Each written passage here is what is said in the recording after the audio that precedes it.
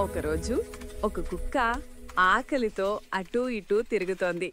దానికి దారిలో ఒక పెద్ద మాంసం ముక్క దొరికింది. అది ఆ మాంసాన్ని సంతోషంగా నోట కరుచుకుని వేరే కుక్కలకు దొరకకుండా దానిని తీసుకుని పారిపోవాలని చూసింది. పరిగెత్తుకుంటూ వెళుతుండగా దారిలో ఒక నది కనిపించింది. నది దాటుదామని ఆ కుక్క నీళ్లలోకి చూసింది.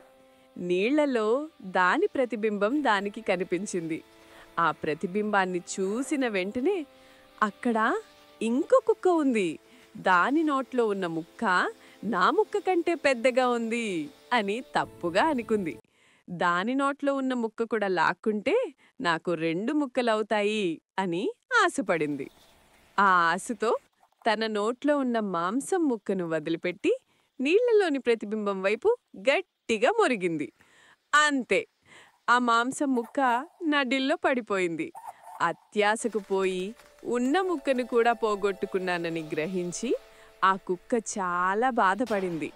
ఈ కథలోని నీతేంటంటే, అత్యాశకు పోతే ఉన్నది కూడా పోతుంది.